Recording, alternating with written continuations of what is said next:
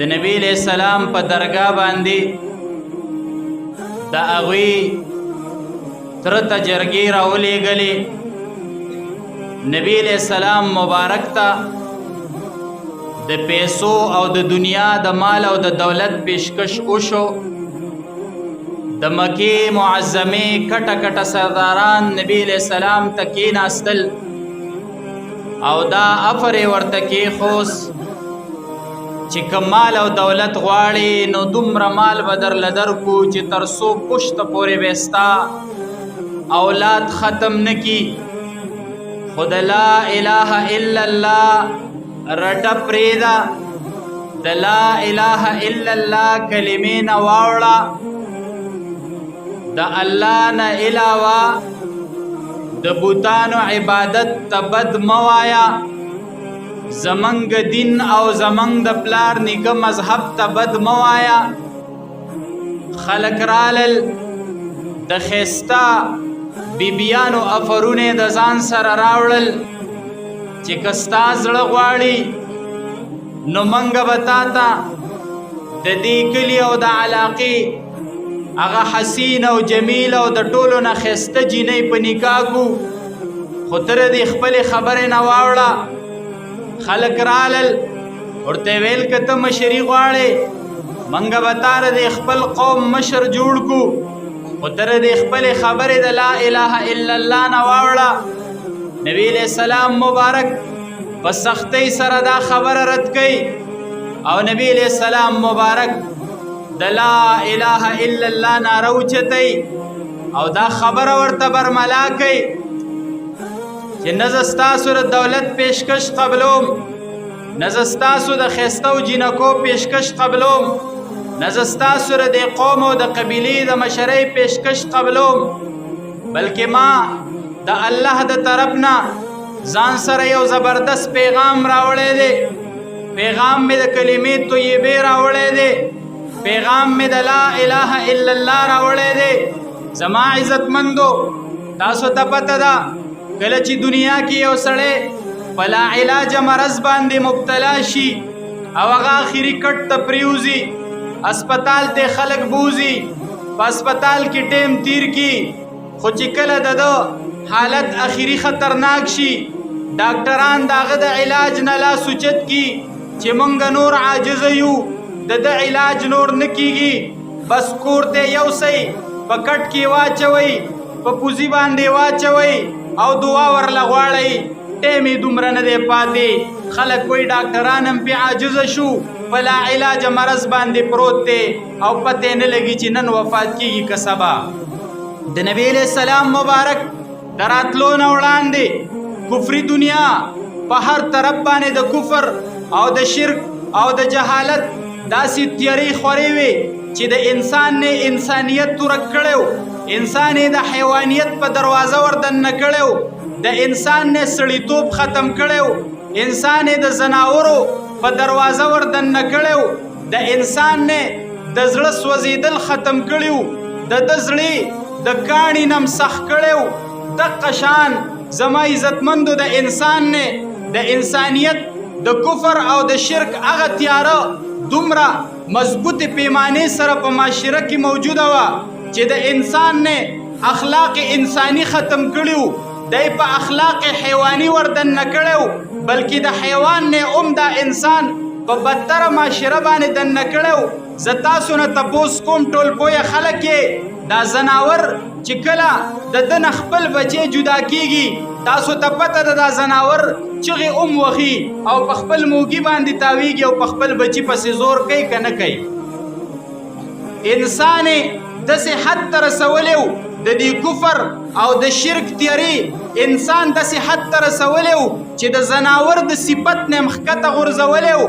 خپل بچی خپل لور د خپل جسد او د خپلې وینې نه پیدا شوي لور به په خپلو لاسو راونیوله، کنده به ورله وکنسته، په هغې کې به ودروله، خاورې به پې اړولې او هغې به ورته چغې والې چې بابا دا ته ما سره څه کې، دا ته په ما باندې څه کې، دا ته ما په خاورو کې ولې خښې. عزتمندو په هغه ماشومه بچی په هغه لور باندې چې د تن نه به پیدا وه، د وینې نه به پیدا وه، د جسد نه به پیدا وه، وینې د ده سره یو ځای وه، د بدن تن او غوښې د ده سره یو ځای وه.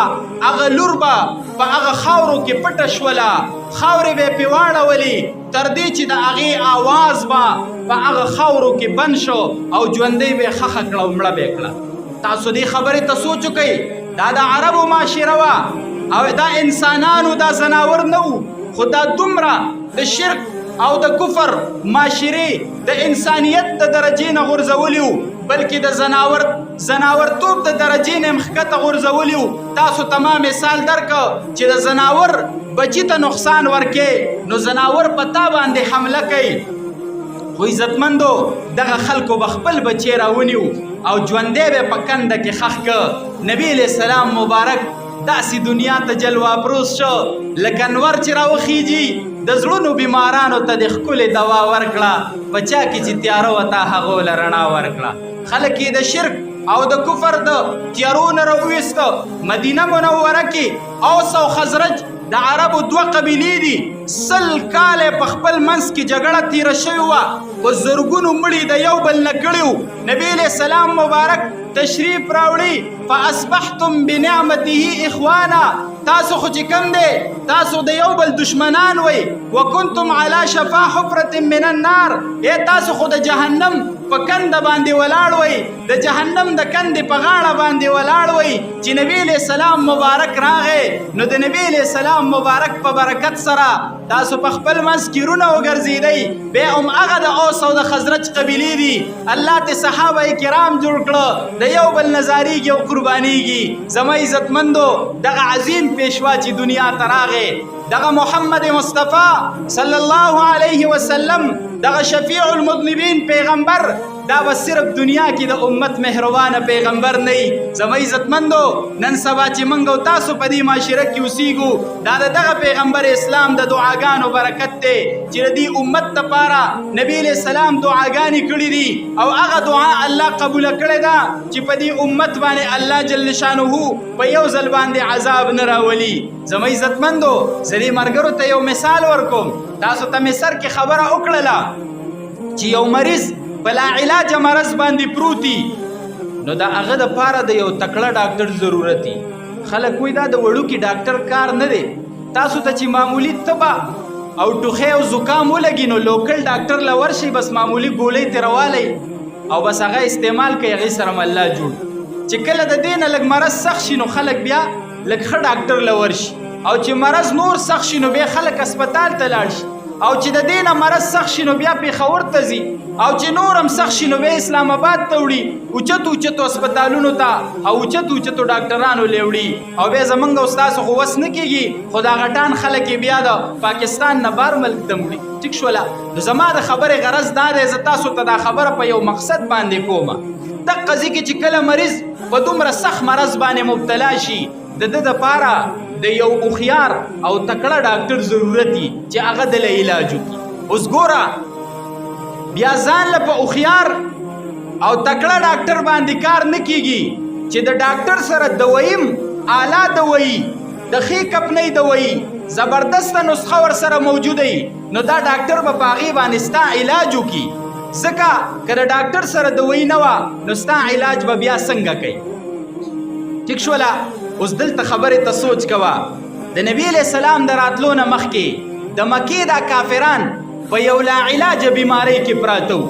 د کفر او د شرک خطرناکه بیماري وه، او دا خلک دومره حد درجې په دې بیمارۍ کې پرېوتي وو. تاسو ته ما خبره وکړه چې د انسانیت د درجې نه مخکته غورځولي وو. د دوی دپاره اوس د یو زبردست حکیم ضرورت وو، د یو زبردست روحاني ډاکټر ضرورت دی. الله پاک ورته بهترین روحاني پیشوا، بهترین روحاني ډاکټر جناب محمد مصطفی صلی الله علیه وسلم راولېږه. اوس تاسو ته ما خبره وکړه چې د ډاکټر سره بیا چې کله ښه دوایي موجوده وي، ښه نسخه ورسره موجوده وي، نو د هغې په وجه دی د مریض علاج کولی شي. نبی علیه السلام مبارک ته الله نسخه د قرآن کریم ورکړله. د قرآن کریم په برکت سره د دغه خلکو علاج وکړو، هغه لا علاج بیماری د هغوی نه ختمې کړلې. د کفر د تیارو نه راویستر او د اسلام ښکلي سبا ته راوستل. زما عزتمندو دا د نبی علیه السلام مبارک برکت دی. څنګه چې نبی علیه السلام مبارک فرمای ایها الناس لا نبی بعدی ولا امت بعدکم، ای زما امتیانو زمانه پس بل پیغمبر ناراضي، ستاسو نه پس به بل امت ناراضي، قیامت به په تاسو باندې برپا کیږي. څنګه چې زه اخیرنی پیغمبر یم دغه شان چې کوم دی تاسو اخیرنی امت یې، او څنګه چې زه اخیرنی پیغمبر یم دغه شان چې ماته الله کوم کتاب راکړی دا اخیرنی کتاب دی. څنګه چې نبی علیه السلام خاتم الانبیا دی، په ده د نبوت سلسله تمامه شوه، دغه شان قرآن کریم خاتم الکتب دی. دا د قرآن کریم معجزه ده، دا د نبی علیه السلام معجزه ده چې نن څه د پاسه 1400 کاله پس الحمدلله دا ماشومان دا بچیان دا قرآن په خپله سینه کې محفوظ کی. دا د نبی علیه السلام مبارک زنده معجزه ده. که یو عیسائی راولګي او تا ته ووایي چې زه د عیسی علیه السلام امتي ما، نو ته ترې تپوس کولی شي چې د عیسی علیه السلام یو معجزه ما ته ښودی شي؟ تا ته نشي ښودی زنده معجزه. که یو یهودي راولګي او تا ته وایي چې زه د موسی علیه السلام امتي ما، هغه تا ته زنده معجزه نشي ښودی. خو که تا چاته وویلې ای محمدي، که تا چاته وویلې ای د نبی علیه السلام امتي چې زه د نبی علیه السلام امتي ما، زه محمدي ما، او چا در باندې سوال وکړو چې ته د خپل پیغمبر یو ژوندی معجزه ما ته ښودی شي، سمې د لاس نه ونیسه، جومات او مدرسې ته راوله او د المارۍ نه قرآن کریم راواخله، دا زما د پیغمبر زنده معجزه ده. چې 1400 کاله څه د پاسه وشو، چا د دې د زبر نظیر نه دی جوړ کړی، چا د دې د زیر نه پیش نه دی جوړ کړی. دنیا په دې باندې ستړې شوه. داسې یو دور راغلی دی چې دریاب ته قرآن کریمونه په دومره تعداد کې غورځولی شوي دي چې پخوا زمانه کې به قرآن په قلم باندې لیکل کېده، دا چاپخانې او کتابخانې نه وي، او دومره تعداد کې قرآن سمندر ته غورځولی دی چې د سمندر اوبه پې تورې ګرځېدلي دي، د سمندر اوبه پې تکې تورې شوي دي. خو دې خلکو قرآن ختم کړی نه دی، او څنګه به ختم کی؟ یہ راز کسی کو نہیں معلوم کہ مومن قاری نظر آتا ہے حقیقت میں ہے قرآن. دا خو په ظاهر کې قاری سے په نظر راځي، دا په حقیقت کې قرآن دی. د دنه تپوسو کا پلانې پارا درته به وای، د دنه تپوسو کا پلانې صورت درته به وای، د دنه تپوسو کا پلانې آیت درته به وای. یہ راز کسی کو نہیں معلوم کہ مومن قاری نظر آتا ہے حقیقت میں ہے قرآن. د حافظ د سینې نه به قرآن څوک ختموي؟ دا زما د ښکلي پیغمبر زنده معجزه ده چې نن زما ماشوم بچی د سکول کتاب نشي یادولی، اردو او انګلیش نشي یادولی، او 13 سپارې کلام د الله په فضل څخه په خپله سینه کې ځای کي. دا قرآن الله آسان کړی او دا زموږ د ښکلي پیغمبر معجزه ده، او دا هغه وعده الله پوره کوي چې الله د قرآن د حفاظت اخیستې ده. یوې دا ذریعه ده چې الله یې د حافظانو په سینو کې محفوظ کوي. دا د مدارسو د محنت برکت دی، دا د غربت په زمانه کې د مولوي صاحب دی، د قاری صاحب دی، د دوی د پوره ټیم د مشقت برکت دی. نن دنیا پاکستان چغې وهي، د مهنګایۍ نه هرې ادارې چغې ووالي، هرې طبقې چغې ووالي، لکونو تنخوادارو چغې ووالي. د دې علماو نه تپوس وکړه ستا په مدرسه کې د سینیر مدرس څومره تنخواه ده؟ د 50,000 نه د 6,000 نه زیات نه زیات چې ښه جامعۍ د 10,000 نه د دې زیاته تنخواه نشته. او الحمدلله کپړې به زما استانه پاکي، خوراک به زما استانه ښي، رهن سهن به زما استانه ښي. څنګه چې سرکار د خپل نوکر خیال ساتي، څنګه چې سرکار د خپل نوکر د هرې خبرې خیال ساتي، دغه شان دا د الله په دین کې نوکران دي. د دې خلکو په دې امت باندې احسان دی، په دې ملک احسان دی، په ادارو باندې احسان دی. زما د 2022 د وفاق المدارس العربیه ریزلټ راواخله، اوسنی ریزلټ راواخله. 98,000 حافظان په یو کال کې د مدرسو ورکړه د ملک لا. 2000 کم 1,00,000 حافظان د مدرسو جوړ کړي دي زما عزتمندو، او دغه شانتي 90,000 عالمان جوړ کړو. 13,000 پورې چې کم دی جنکۍ عالمان جوړې کړلې. دا د غربت په زمانه کې چې زما د مدرسې تنخواه هغه د عضو په چنده ده، زما د مدرسې پکې، زما د مدرسې بلب، زما د مدرسې د بلډینګ خرچه هغه د عوامو په خرچه ده. د سرکار په بجټ کې 1 روپۍ د مدرسې دپاره نشته، د جومات دپاره نشته، د مدرس دپاره نشته. زما عزتمندو د سرکاري ادارې ته بیل پرې دی، بجلي ورته پرې ده، خو مسجد ته نشته، جماعت ته نشته، مدرسې ته نشته، مذهبي ادارې ته نشته. سره د دومره د غربت په دور کې دا علما په دومره ښایسته طریقې سره لګیا دي الحمدلله. او پاکستان یې دې حوالې سره خود کفیل کړی دی او د مذهب او د دین چې دا ملک په کومه ناره باندې آزاد شوی دی چې پاکستان کا مطلب کیا لا اله الا الله، په حق ناره باندې الحمدلله زبردستی طریقې سره دا علما لګیا دي. کلم که الله ورځ راوسته او په دې ملک باندې د اسلام جنډه پورته شوله او الله به راولي که خیري دا ورځ.